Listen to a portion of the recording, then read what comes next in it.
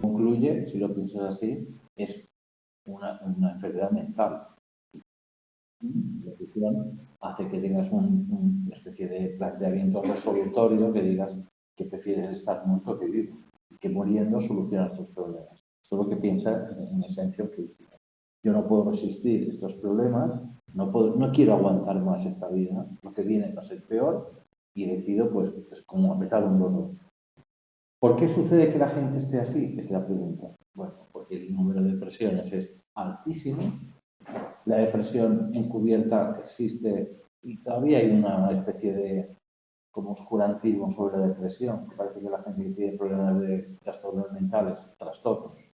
La palabra trastorno mental te lleva a las películas que hemos visto del loco aquel que mataba y se comía el corazón y todo este rollo, no tiene nada que ver con la realidad.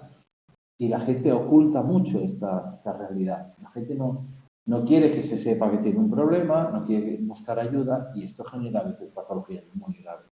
La depresión se cura.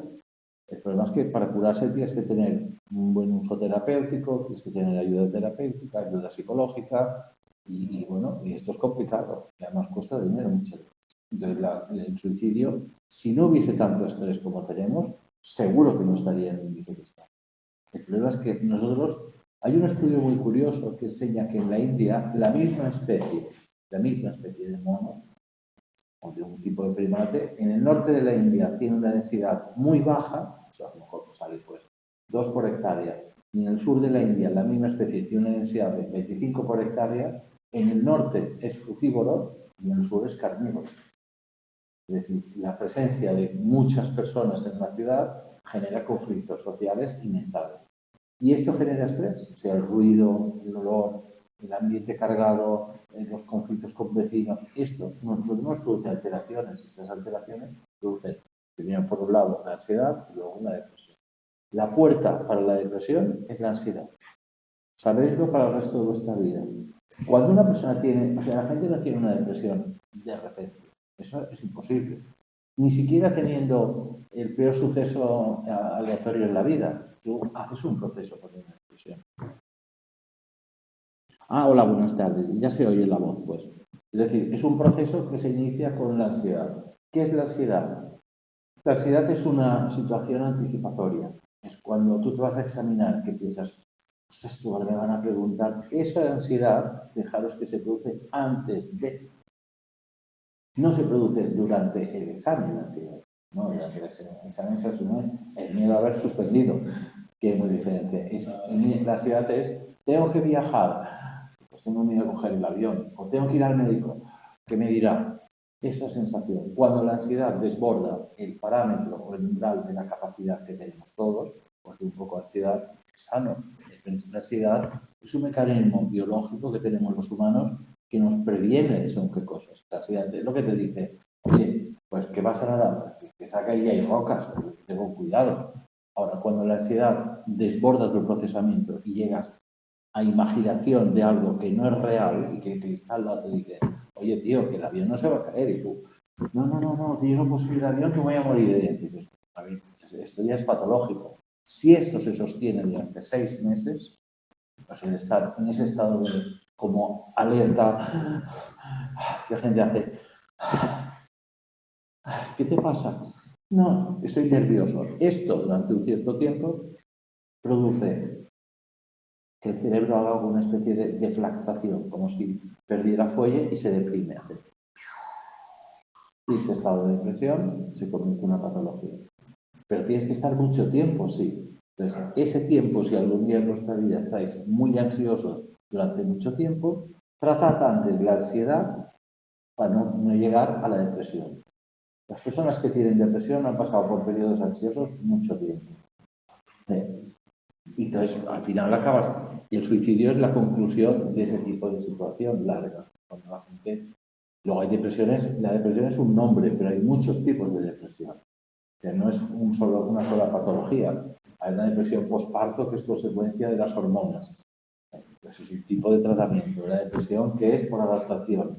Porque cuando a lo mejor tienes una determinada edad y no encuentras tu sitio, tienes una serie de fracasos con pareja o con trabajos, pues se interioriza el fracaso como un resultado. Y eso es muy negativo. A lo mejor con los años eso se sobrepasa y no pasa nada. O el bullying en el colegio, o el mobbing en el trabajo. Es decir, cada situación conlleva un tipo de trastorno emocional mental. El identificarlo, en parte es el trabajo de un criminólogo. ¿Por qué? Porque las personas que muchas veces cometen delitos lo hacen porque consumen sustancias. Y la gente que consume sustancias muchas veces las consume por culpa de trastornos mentales, como la depresión o la ansiedad. El alcohol es un ansiolítico. La gente empieza, bueno, beber una cervecita para estar más tranquilo. Y te sientes bien. ¿Y qué pasa? Que después de beber la cervecita, tienes que beber otra cervecita. Y al final tienes alcoholismo, coges un coche, cometes un delito, ya no es una persona.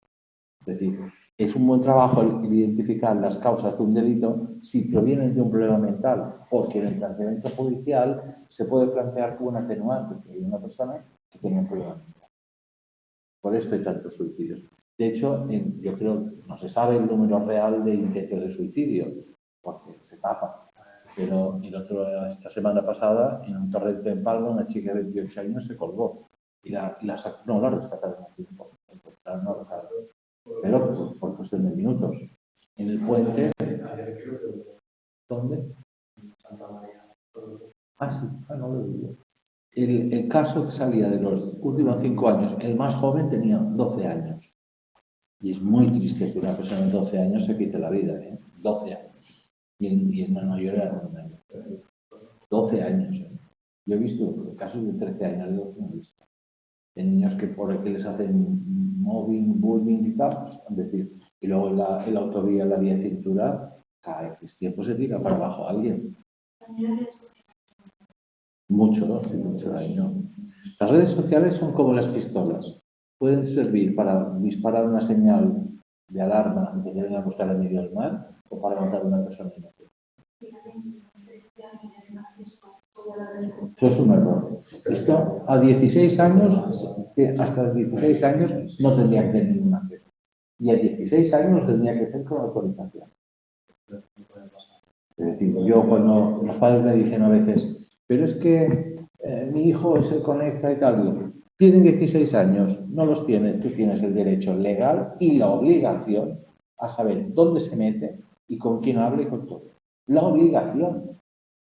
No puedes decir, es que tengo el derecho a mirarlo. No, no, tienes la obligación, la responsabilidad legal y moral de decir, a ver, ¿dónde estás metiéndote y tal? ¿Que no te gusta que te lo mires? No tiene ningún problema. Se acabó la tarjeta y te quito el móvil. Pero he quitado, no lo desconecto. No, no. Y que las copias de seguridad se hagan siempre en un correo o en la nube de tu móvil para que tú tengas acceso a lo que tienes. Porque lo otro, hombre, pues el problema es muy grave. Muy graves, sobre todo con menores, ¿no? Luego los menores mienten, dan edades que no son, claro, no. Ahora el otro día condenaron a un hombre por 5 años de cárcel por tener relaciones con una menor, que la había engañado con la edad. Y claro, sí. No, porque se habían conocido por redes sociales, por internet. Y ya dijo que tenía 18 años y venía aquí. Claro, luego se vieron y bueno, tuvieron relaciones. Claro, en fin, es una cosa que empieza y acaba y no sabes dónde empieza y dónde acaba, pero lo que es cierto es que es violación. Pues, tener relaciones sexuales con una menor es violación. Aunque ella lo acepte, ¿no? Sí. No, ella decía que estaba de acuerdo. Sí, es violación. La que denunció fue la madre y es violación.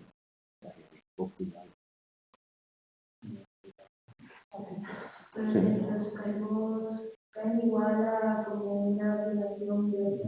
Es que el delito de violación es violación. O sea, la forma puede ser muchas, pero que con una menor, si has consumido sustancia, es violación. O sea, tu voluntad está alterada. Una persona, hombre o mujer, a mí me da igual. Si estás con otra persona que ha consumido alcohol o hachís, o sea, tienes que decir cuando no estés afectada por eso. Cuando tu voluntad sea la tuya propia, yo tendré que decidir libremente lo que decidas. Si no, esto teniendo unas 16 años. O sea, la realidad yo sé que es una. No, yo sé cuál es la realidad, lo que hay en la calle. Sé perfectamente. Pero yo te digo lo que dice la ley. Entonces, cuando la ley se aplica, luego nace el drama. Y dices, pero, oiga, es que todo el mundo hace esto. Y dices, pero usted le ha tocado, alguien lo ha denunciado, esto es cierto, pues estás condenado. Yo he visto gente que está enamoradísimos, pero tienes 15 años, y a los tiene 22. Y antes había dos delitos, uno que era de abuso y otro que era agresión sexual, y luego se unificó en uno solo. Entonces el periodo se coge desde el principio al final, sumando los dos. Claro, esto ha cambiado mucho la filosofía. Por esto digo que tener muy presente que el no es no, seguro, y que hay mucha gente que luego pues se despierta por la mañana y no recuerda lo que ha hecho, puede denunciarse por violación, porque la gente está alterada y pues ha abusado de su alteración. Ten cuidado, es decir, no. Sobre todo los hombres, ¿eh? Es decir, oye, pues cuando te despiertes por la mañana hablaremos por la noche. No, de verdad que es muy complicado. Es decir, ha cambiado las relaciones humanas esta ley. Hay que ir con cuidado, hay que tener en cuenta que esto puede pasar y se acabó, sí, se acabó, puede tener un disgusto muy grande. Bueno, sobre todo si estás alterado por la droga. Es lo que yo había dicho, porque pasa un caso, pero ¿qué pasa? Que estaba en una discoteca de más 18. Y claro, si tú estás ahí... ¿Crees que tiene más de 18? Sí, de 18, claro, ese era el caso, que lo denunciaron por una cosa menor, pero claro, él daba a entender que sí, pero, una mayor de edad porque pero en este caso te dirían, no me basta bien que usted crea que tal. ¿Usted le preguntó le pidió el DNI? No. Pues, dio la edad y le dijo, y esta había dicho que tenía 18 y luego le dijo, bueno, tengo 16, dijo. Tú no tienes 16, pero no, tenía 15. Y él siguió la relación porque ella quería, es decir, no es que ella dijera que no. No, si estaban de acuerdo los dos, yo creo que estaban enamorados, pero tienes que decir, bueno, te espera que tienes 18 años o 16, ¿qué quieres que te diga? El amor es así. Sí, te condenará. Y cuidado que no ingreses en la cárcel de una temporada en preventiva. Que de momento, cuando te lleguen las pruebas biológicas, ya verás luego el juez de instrucción si te suelta o no. Yo a la gente muy joven le diré con mucho cuidado, porque esto es muy serio. Yo lo he visto mucho con extranjeros que hacen Magaluf y tal, fiestas en las que se consumen mucha droga, mucha cocaína, mucho alcohol y tal, y no recuerdan nada de lo que ha sucedido. Y su conducta es totalmente desinhibida. Luego por la mañana, cuando se despiertan, recuerdan flashes de cosas y dices, esto yo no puedo haber hecho esto, luego se me ha violado. Bueno, se te ha violado porque el que estaba contigo no tenía en cuenta tu alteración y la voluntad. Y el otro piensa que tú has querido. Piensas, oye, pero si tú estabas fantásticamente bien, decías.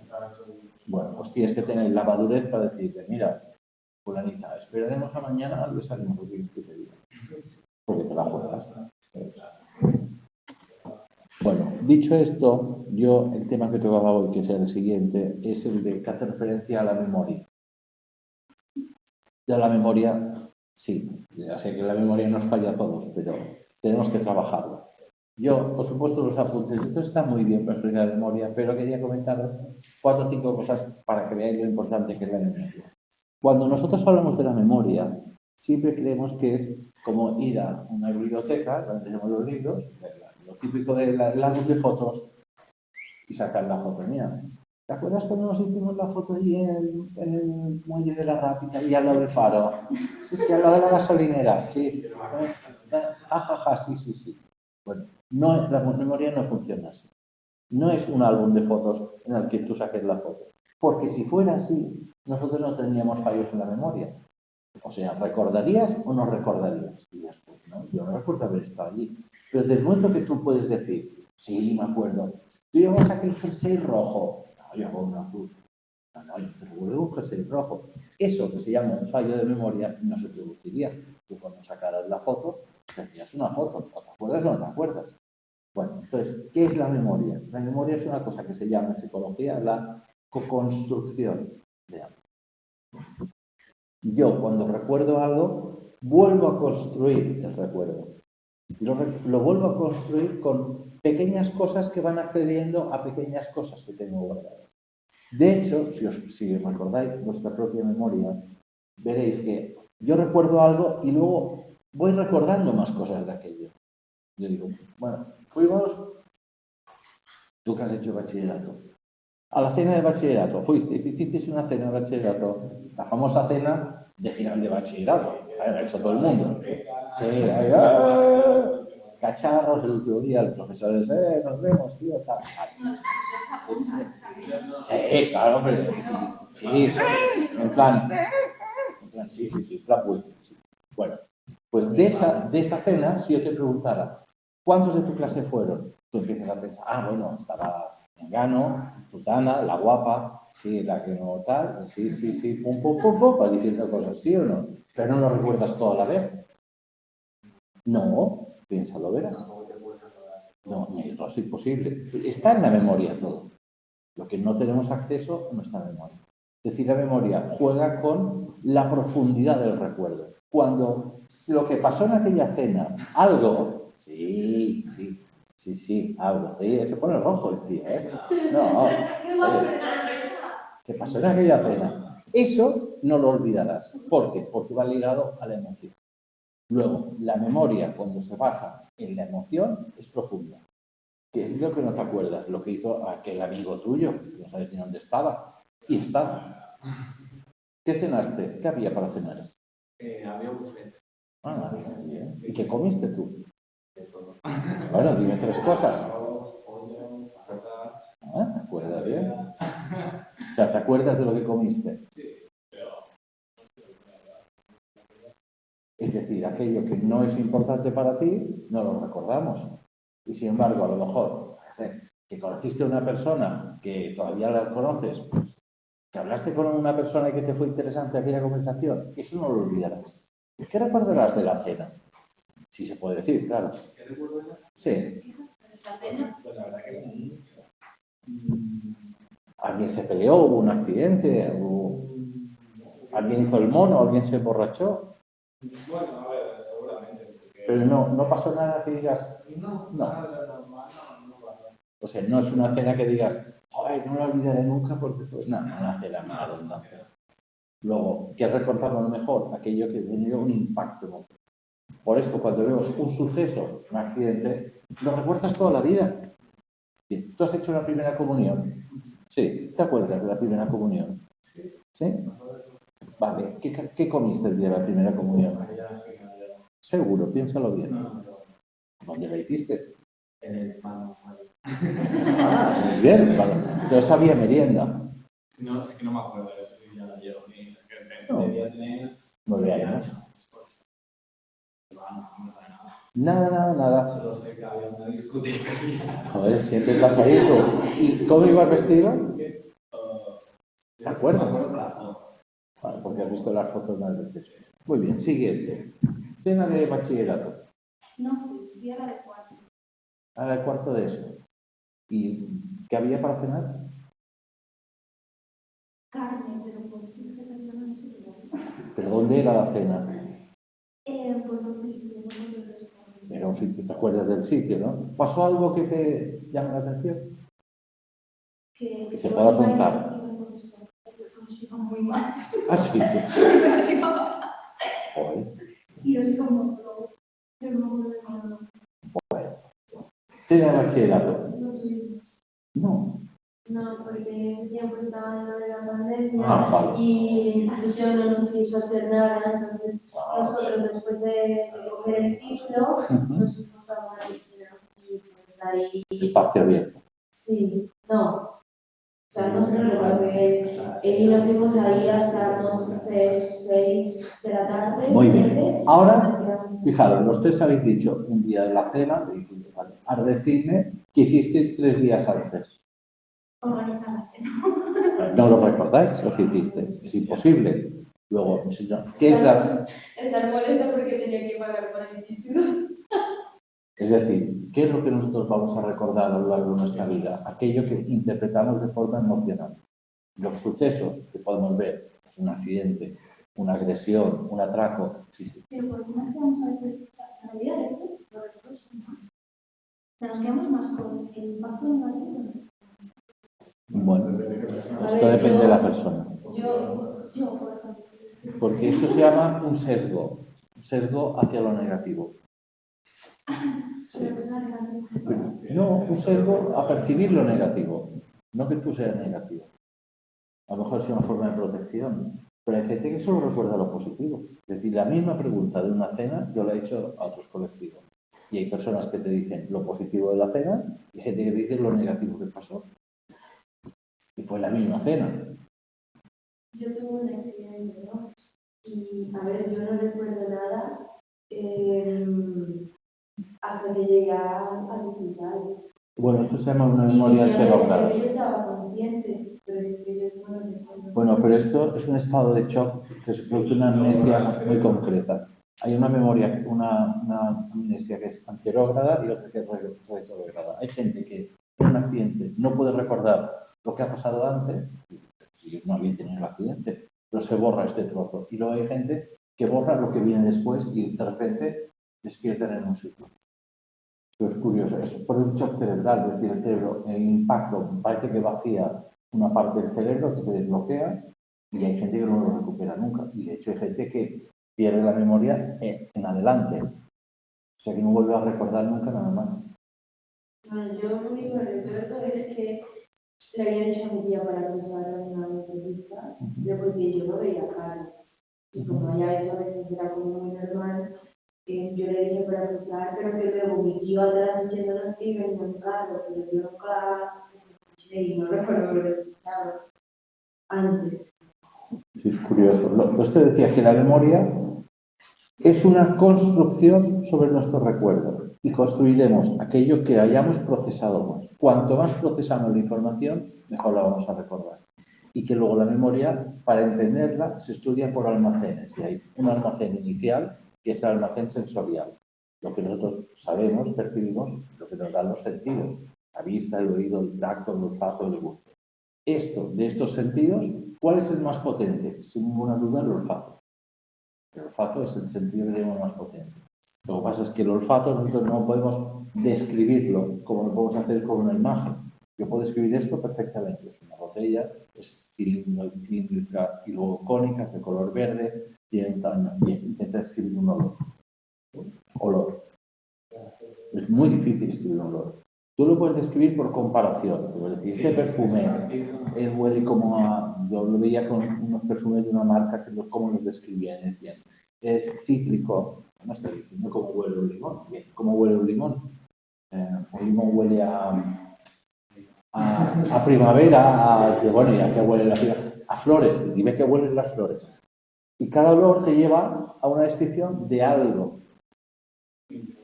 Sí, es muy curioso. Y el cítrico luego tiene madera. Estos perfumes tenían un cierto olor a madera. Y yo decía, bueno, ¿qué olor tiene la madera? Y bueno, a cedro. Dije que era un cedro.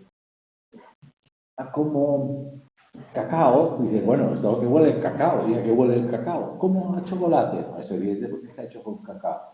Es decir, los olores no los podemos describir, pero son los que nunca olvidamos. Los olores de nuestra infancia, tú entras en un sitio que huele como aquel armario que había en tu casa tal y dices, ostras, esto, 18 años que no lo había oído, me acuerdo perfectamente, pero no lo puedo escribir. Luego hay las memorias sensoriales, son la vista, el más potente, sin ninguna duda, el olfato. Cuando nosotros olemos algo, luego entra otro tipo de memoria, que es la memoria a corto plazo. La memoria a corto plazo es aquella que cuando dicen, ¿cuál es tu número de teléfono? 696-1146. Espera, para marcarlo. Voy a repetir. 6696-1146. Espera, 66. Lo tengo que repetir muchas veces porque si no lo olvido. Esto es un almacén que se llama a corto plazo. Y ese almacén permite guardar 7 cosas. Como norma, 7 cosas. Fijaros que los números de teléfono tienen 7 números. Te costaría mucho más recordarlo. Hay gente que recuerda hasta 9 y hay gente que no recuerda 4. Hombre, ahí te puede ir la vida del Señor. Siempre que me lo piden lo tengo que... ¿Sabes por qué no lo sabes? Primero porque no te llamas. Sí, pero luego, coño, tengo que buscarlo. Sí, no sé si lo creo. ¿Sabes por qué nosotros sabemos los números de teléfonos que tenemos un poco más de edad? Porque en casa había teléfono fijo. No salías de casa si no lo sabías de memoria. Mi madre me acuerdo que te decía, exacto, tú tenías que poder decir cuál era el número de teléfono de tu casa para que llamaran. Pero a mí me lo notaban en el cuaderno. Y así no fomentaron tu inteligencia. Muy bien. Pero lo debes saber ahora tu número. Lo debes saber. No. No, a veces que acaba en 50, creo, pero ya no. Vamos a comprobar si acaba en 50, pero acaba en Es decir, si a nosotros nos decían, hasta que no sepas el número de casa no puedes salir. Lógicamente yo lo aprendía rápido. A ver, cuando estaba haciendo los trámites para no sé qué estaba haciendo mal, era un número mal.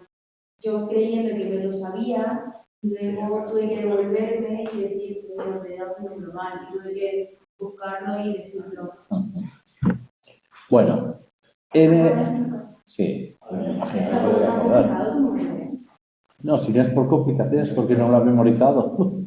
Aunque fuera 1, 1, 1, 1, 50, no lo sabría. Diría más o menos. Son unos 1, 50. Sí. Bueno, veréis que los apuntes primero habla de la memoria icónica, que es la que hace referencia a la memoria visual, que explica en qué consiste, cómo se establece, etcétera y tal. Luego explica muy bien todos los planteamientos que hay. Tenéis que estudiar bien esto, ¿eh? Yo sé, porque en el examen vais a reíros, ¿eh? La memoria a corto plazo, en la MCP que pone aquí, es la que yo digo de los 7 números, se llama el número de Müller, porque hace referencia a que 7 cosas se asimilan bien. ¿Y qué sucede cuando repetimos los 7 números de un número de teléfono o del DNI muchas veces? Al final, de repente lo podemos recordar. Pero si tú lo repites y lo repites, llega un momento que te acuerdas. Y te dicen, oye, si ya te sabes el número, no sabes de aquí, lo recitarías al derecho y al revés. Entonces, ¿en qué memoria está ese número cuando lo recordamos? ¿En qué memoria está el nombre de tus padres? No lo has olvidado, supongo, de tu padre y de tu madre. Ni en qué calle vives, ni cómo se llama el colegio al que ibas. ¿Qué tipo de memoria es? No es la memoria a corto plazo, es la memoria de largo plazo. Entonces, la memoria de largo plazo se establece y se llama la memoria episódica, pues la que nos permite contar las cosas. Pues dices, ¿cómo fue el último día de la cena? Pues pum, pum, pum, pum, es la que nos hace el relato de un detenido o de un testifical, utiliza la memoria episódica. Porque dices, cuéntenos qué sucedió. Entonces, aquella persona, la memoria episódica se define como aquella a la que tenemos acceso voluntario, o sea, podemos buscar en la memoria. De otra forma, no lo podemos buscar. La episódica es la que tú vas al cine y puedes contar la película que has visto. Y dices, mira, es una película que va de este tema. Era un tío que hacía esto, iba recordando cosas. Pues tú decías que el recuerdo nosotros lo construimos. Tú no puedes decir todo lo que dice una película. Y estás diciendo, es una película, yo qué sé, del oeste o de aventuras, y en el que 3 tíos cogen un coche y cuando tú lo vas diciendo, vas recordando lo que ha sucedido. ¿En qué momento podemos saber que alguien miente? Porque entonces, a lo mejor... Hombre, es verdad que la teoría de hacer repetir se utiliza porque si tú estás mintiendo es fácil cometer algún error. Si tú dices la verdad, si tú dices, cuénteme qué sucedió en la discoteca en la que pasó esto. Y estás diciendo, a ver, el camarero salió por allí y lo recuerdo. Siempre que vuelvas a contarlo, dirás, no, el camarero que salía por allí, entonces dices, el camarero salió por allí. En un testificar, ¿qué se utiliza muchas veces? Se utiliza el decir, póngame en este papel, en este dibujo, dónde estaba cada persona. Y la gente lo pone, o sea, el coche, el vehículo detenido, este estaba aquí, aquí. Muy bien, tú lo has escrito. Haces una interrupción en la memoria, es decir, hablas de otra cosa. Y luego le vuelves a decir, vamos a ver, ¿quién estaba a la izquierda del coche o a la derecha del coche? Porque si mientes, sobre todo si se produce una interferencia proactiva. Si tú después de mentir y escribir algo que va a quedar constancia cuando lo escribes, haces hacer algo a alguien, ese proceso altera la codificación de la memoria. Es fácil comprobarlo. Tú coges una lista de palabras, la haces que la memorices. ¿Te las sabes las palabras? Sí, pam, pam, pam, pam. Dilas sin ver. Pum, pum, pum. Bueno. Dime las tablas multiplicadas del 8. la del 7, la del 9. Vuelve a decir las palabras y has olvidado palabras. Y luego, la teoría de los falsos recuerdos, para que veáis que la gente, la memoria no es una foto que la saquemos de un sitio, es que cuando te hacen reconocer palabras que estaban en aquella lista, es fácil introducir una palabra que no estaba en aquella lista y que digas, ya me he conocido. Por ejemplo, si pones mamíferos carníceros, león, tigre, pantera, pones uno que no está en aquella lista, tu cerebro, al ver que es un mamífero carnicero, cree haberlo visto. Luego hay falsos recuerdos. Los falsos recuerdos no son mentiras. El que lo dice lo cree. No podrían matar a Pablo, el que diría que estaba en aquella lista. Luego, ¿cómo podemos saber que alguien miente? Bueno, al principio, por lo que dices tú, cambiando el testimonio, tiene que volver a coincidir. La gente se equivoca. Otra forma de saber si alguien miente es el tiempo que tarda en construir un recuerdo. Lo que es, a ver, ¿de qué color es esto? Verde. Tú tienes que inventártelo. Imagínate que no puedes decir verde, tienes que imaginarte un color. Tardas tiempo en imaginarte, que sea un segundo. Luego, por norma, el tiempo de respuesta correlaciona con la mentira. Para mentir necesitamos tiempo para inventar lo que decimos. Si no, es mucho más rápido. Ahora tú dirás, ¿todo el mundo que tarda en decirlo miente? No, ese es el problema. Hay gente que es más tímida, gente que no tiene tan claro lo que ha visto, lo que ha sucedido y a lo mejor necesita confirmarlo. Yo, cuando alguien tiene que ir a juicio y lo tengo que preparar, siempre digo, no tardes en responder. Y dice, hombre, si algo no me acuerdo tal, ¿qué hago? Siempre digo, vuelve a preguntar. Tú digas a la persona que te ha preguntado, ¿me lo puedes explicar esto, por favor? Entonces, introduces más tiempo para que tú puedas pensar 2 veces la pregunta, que si no, que te dirán, a ver, ¿dónde estaba usted? Yo, bueno, estaba allí, estaba a la derecha. Parece que estás mintiendo, mientras que si tú incides sobre la pregunta, estás intentando saber claramente dónde estabas. Entonces, incides sobre la pregunta. El tiempo de respuesta correlaciona en el 80% de los casos con la mentira.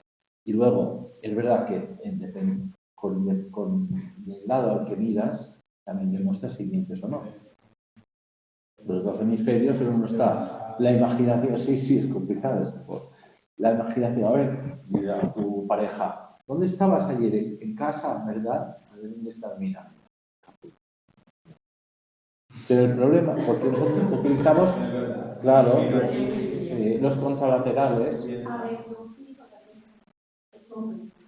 Ah, bueno, sí, esta vez es culpable. Pero hay gente que los tiene inversos los hemisferios. Es decir, que si miras a un lado estás utilizando el recuerdo y no la imaginación. En un lado del cerebro está el recuerdo, en el otro la imaginación. Como son contralaterales, tú miras hacia el contrario de lo que utilizas. Pero también hay gente zurda. Y los zurdos lo tienen al revés. Es decir, tampoco es una técnica fiable. Es verdad que la gente cuando miente tiene una alteración electrodérmica y produce más sudoración y por esto lo del polígrafo. Es verdad. Pero no en todos los casos. Hay gente que se pone nervioso porque tiene que contestar y no está mintiendo. Por esto no se admite como una prueba. Y es verdad que la dilatación pupilar se produce más dilatación cuando se miente. No puedes mentir con los ojos cerrados, ¿no? Sí, pero te ponen un pupilómetro con los ojos abiertos a propósito. Se te aguantan los párpados para ver si se dilata o no. Y el sistema nervioso autónomo, el SNA, tú no puedes decirle a tu pupila, no te dilates. Sí. Hay películas donde sale esto, pero esto está sacado de la realidad. Que se hace un análisis con el pupilómetro. Los pupilómetros se utilizan mucho en el análisis de los anuncios de televisión, es decir, cuando ves la dilatación, captas el interés. Entonces, en las áreas del anuncio que tú estás mirando, ves lo que interesa realmente al cerebro, no lo que cree que está mirando la persona que mira. Porque una cosa es la atención y otra cosa es mi atención. Entonces, si pones un anuncio en el que sale pues, un señor muy musculoso enseñando a anunciar un coche, y yo me estoy fijando en el señor, no sirve el anuncio, quieren que te fijes en el coche. Entonces, al ver la imagen, ven cómo dilata de diferentes zonas, porque está utilizando tu memoria. Después te digo que los análisis de memoria son complejos y que este tema, en criminología, el uso de la memoria es fundamental que lo conozcáis bien, porque porque la mayoría de trabajos se basan en hechos que han sucedido. Vale, usted se va a trabajar en una prisión y trabaja con personas que tienen que pasar de segundo grado a tercer grado y tienen que hacer un informe de adaptación y de cambio. Bueno, pues entonces, si usted le dice a una persona de cómo percibe lo que le ha sucedido, cómo lo valora ahora que ha estado durante 4 años, tienes que saber si te miente o no. Si el cambio que él dice, evidentemente, es muy fácil que todo el mundo diga, lo entiendo, sé que lo hice mal, soy responsable de mis actos, no volvería a pasar, creo que yo soy responsable, entiendo por qué sucedió, no volveré a consumir. El tema es saber si es verdad o no lo que te está diciendo. Porque el que va a hacer el informe es el que va a tener la responsabilidad. Si aquella persona sabe, dice, no, yo entendí que mi ex tiene que hacer su vida, yo no me voy a acercar, entiendo que esta relación ha acabado y luego sale y va a buscarla con un palo. Entonces, el conocer muy bien los mecanismos de memoria es lo que después tiene que permitir poder preguntar y decir, bueno, vamos a ver, vamos a valorar qué es lo que sucedió. ¿Quién era el responsable de que estuviera tan enfadado? Me dice, hombre, lo que ella hizo, porque sabe usted lo que hizo ella. Y dice, no, responsable eres tú, lo que tú hiciste. Entonces, ver cuándo está diciendo una verdad tal es fundamental. Hay temas en psicología que a lo mejor no son tan guays, no son tan... Pero este es muy importante. Por esto digo que estudiarlo con pasión porque es una herramienta de gestión diario. Primero, usted ha dicho, tú has dicho, lo de la memoria. Uy, la memoria. No es verdad. No es verdad, tú tienes la misma memoria que yo y que este señor y que está sentado. Exactamente la misma. Lo que no la tienes es gestionada. Es decir, aprender a gestionar la memoria. Es verdad que hay cursos de memoria que son interesantes, que te enseñan a memorizar y a interiorizar mecanismos de memorización. Entonces, cuanto más memorizas, más tienes agilidad en la memoria. De forma que gente que cree que tiene muy mala memoria acaba teniendo una memoria excelente. Las personas que tienen mucha, o que se autocalifican como yo tengo mucha memoria, es que saben de forma intuitiva todos estos mecanismos. Y te garantizo que los utilizan. O sea, no es que digas, no, es que este tío nació con mucha memoria. Hay monstruos de la memoria. Sí. Yo recuerdo un caso clínico de un señor, me parece que era en Rusia, que recordaba todo lo que había leído, palabra por palabra, página por página. Y le decían, página 127 de tal libro. Había leído no sé cuántos libros y decía, empieza diciendo, pam, pam, pam, pam. Se acordaba de todo.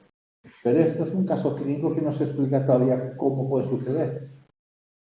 Es un monstruo, en pocas palabras. Lo normal es que si nosotros aprendemos a codificar la información, la podemos recuperar. Si nosotros oímos las cosas y no las trabajamos la información, no la vamos a recordar. Sí, pero la memoria fotográfica, o lo que se entiende por memoria fotográfica, hace referencia a la visual. Por esto se llama fotográfica, porque tú recuerdas un foto fijo. En el caso de textos, la memoria fotográfica prácticamente no existe. Tú no puedes recordar la foto de la página y leerla así. Es mucho más fácil para recordar, aprender a leer saltando, y se enseña esto, a leer leyendo unos puntos, y de una página tardas 5 segundos en leerlo.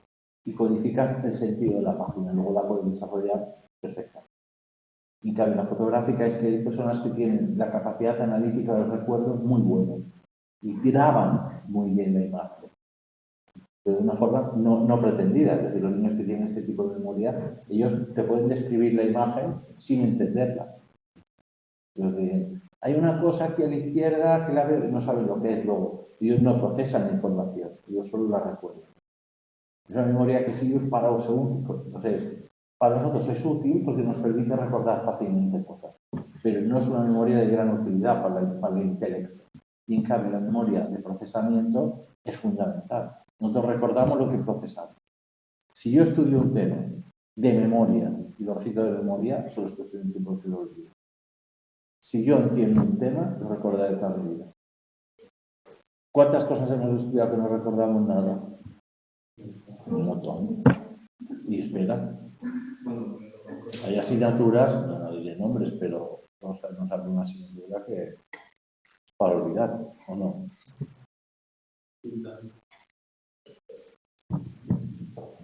pero en todas las carreras, no solo en esta. En las carreras, si hay 30 asignaturas, yo diría que hay 4 interesantes, 4 o 5, bueno, sí, interesantillas, algunas, el resto, 10, 12, bastante bodrio, y el resto, infumables. O sea, infumables es, me quiero morir. Claro, como en todo. Claro. Pero aquí al menos tendréis 5 o 6 asignaturas que dirás, hombre, esas son las que realmente me interesan. ¿Entendido? ¿Alguna pregunta sobre la memoria? Bueno, me parece que lo que viene, ya lo más o menos lo he dicho, el resumen.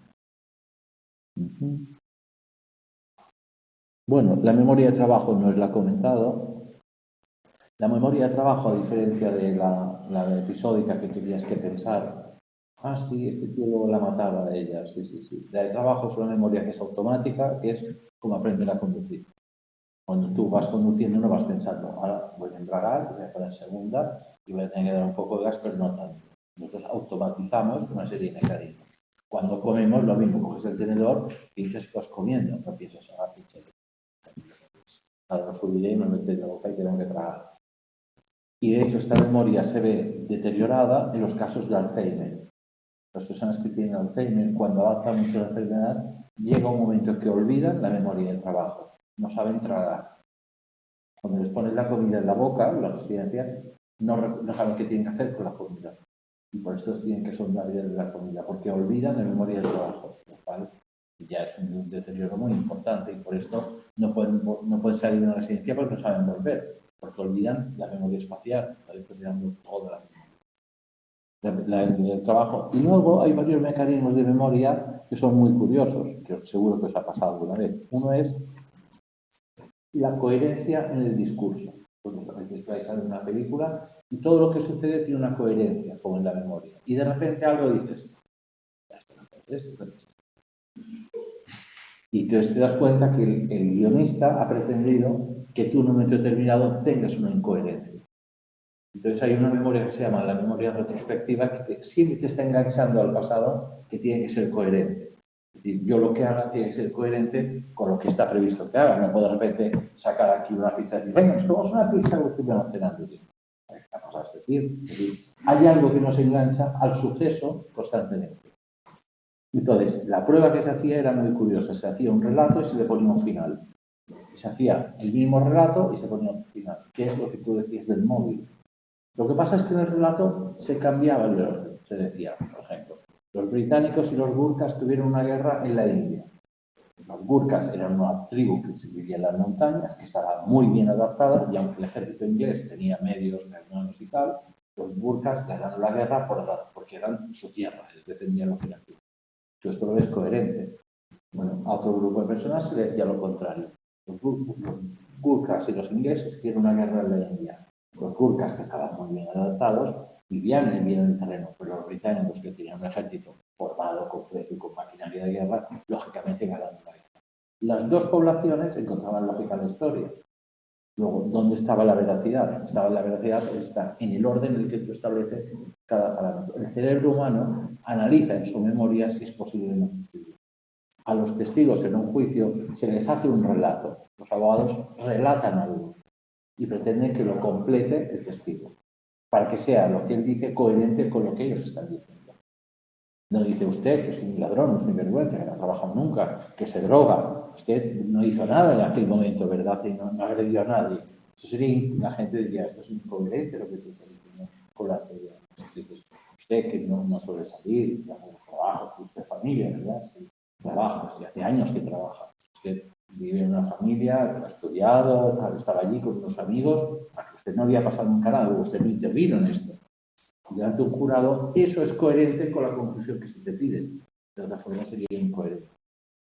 ¿Entendéis cómo trabaja la memoria? ¿Cómo es episódica? ¿Cómo es la memoria de trabajo? Seguro. A ver si nos sirve de ejemplo para la vida. Bueno, el largo plazo, la episódica y la semántica es donde nosotros guardamos el sentido de las cosas. El saber que esto se llama mesa o esto móvil es la memoria semántica, que esto sí que es personal. La no declarativa, bueno, la codificación, etc. Bueno, lo dejaré aquí porque los que tenéis que estudiar sois vosotros por desgracia. o por suerte. Para mí. ¿Alguna pregunta sobre la memoria? ¿Por qué se producen olvidos, por ejemplo? Los olvidos se producen en muchos casos porque se solapan informaciones parecidas. O sea, cuando yo recuerdo lo que cené aquel día, es que cada día ceno algo. Entonces es fácil que me equivoque de día algún tipo de recuerdo. Esto es uno de los motivos de olvidos. Los lapsos de memoria es cuando yo no puedo recordar aquello que sé que recuerdo, se llama tenerlo en la punta de la lengua. Ay, lo tengo en la punta de la lengua. La frase, lo tengo en la punta de la lengua, está en todo. Curiosamente. Ya por otras palabras, pero este fenómeno, el fenómeno. Bueno, hay varios motivos por los que podemos cambiar los recuerdos. Si es un error, es porque nosotros codificamos de forma como básica según qué tipo de recuerdos. El jersey que llevabas en la cena del bachillerato, eso no es importante, salvo que tú hayas dicho, voy a poner este jersey que tiene aquí una águila para que todo el mundo se fije. Entonces no lo olvidarás nunca. Pero al principio dices, yo no me acuerdo. Y a mí me preguntaban, ¿qué cenabas en verano cuando tenías 15 o 16 años? Yo no me acuerdo nunca. ¿Por qué? Porque en verano, a 15 años, lo que me interesaba no era la cena, era la vidilla. Entonces, aquello a lo que yo doy importancia, no lo codifico correctamente. Luego, si no lo he codificado correctamente, cuando lo recuerde, puedo cometer errores de recuperación. Porque no es importante lo que cenaba. Diré, bueno, cenaba yo que se tortilla de patata, no me acuerdo. Ahora, si llevo el águila, sí que lo recordaré. Es el éxito. Bueno, los recuerdos emocionales, lo que pasa es que los recordamos muchas veces. Primer beso, pues a ver, vamos a recordarlo todos, porque es la primera vez que tienes una determinada sensación o emoción. Pues eso, no lo olvidas. Nunca olvidas tu primer amor, no sé qué, por algo. Sí, si te acuerdas, aunque no hace falta que lo digas. Es decir, aquello que sucede de forma novedoso, o la primera vez que comí curry, no sé, algo, no sé por qué ser emocional, un sabor determinado, que dices, ostras, que te gustó más raro, una ostra. Pues, normalmente lo comemos ostras. Y el bicho que se mueve no le ponen limón, yo no lo comería nunca. Pero bueno, hay gente que dice, qué gusto rarísimo, no lo olvidas nunca. ¿Por qué? Porque es novedoso. Lo novedoso produce una codificación diferente. Usted me pregunta, ¿por qué se cambiamos los recuerdos? Porque lo que cambiamos no es lo esencial del recuerdo. Eso es lo importante. Yo lo que recuerdo es la cena de final de curso. Ahora, lo que comí, por ejemplo, en la cena que yo fui de estas de final de curso, la repetimos a los 10 años. Lo típico, porque hay gente que recuerda aquello como una cena de su vida, no sé por qué. En el momento culmen de su vida. Y a los 10 años, los únicos se ha quedado con los que habéis hecho. Bueno, uno de los que vino se suicidó al acabar la cena. Para que veas que a veces no vale la pena celebrar según qué cosas. O me debería estar mal, pero me sorprendió. No recuerdo lo que hice que ayer o hace 2 días, pero puedo recordar lo que he hecho hace como 5 años. Pero porque pasó algo ese día, sí, claro. Sí. Es decir, nosotros, el olvido se produce porque solapamos lo de cada día. Cada día como. Yo que sé que comí hace 10 días. Pero lo que comí el día, yo que sé, de Navidad de este año, a lo mejor soy capaz de recordar. Porque es un día especial y señalado. No como lo de cada día. Ya, a veces de cada día. Quitando los alcohólicos, que siempre dicen las reuniones de alcohólicos anónimos, ventajas de no beber, una de ellas es recuerdo dónde he aparcado por la mañana. Porque no se acuerdan, porque el alcohol retrasa el procesamiento de codificación, por esto no recordamos. La gente se cree que cuando no recuerda lo que ha hecho por la noche, ha hecho algo mal. No es verdad, a veces se ve filmado, la gente no hace nada mal, pero no lo puedo recordar, por lo contrario, pues no sea alcohol. Pero, por ejemplo, por la mañana hay gente que no recuerda dónde ha aparcado sin haber bebido.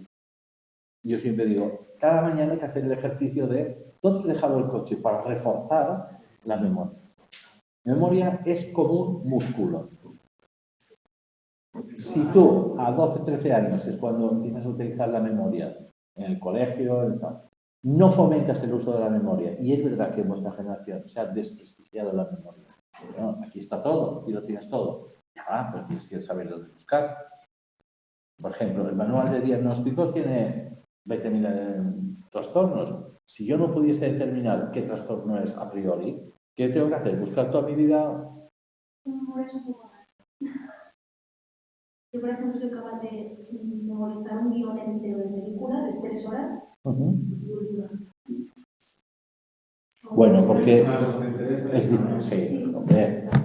Bueno, tengo que dejarlo aquí, que si no, nuestro compañero me va a crucificar. Bueno, hasta la semana que viene. Espero que os resulte al menos interesante.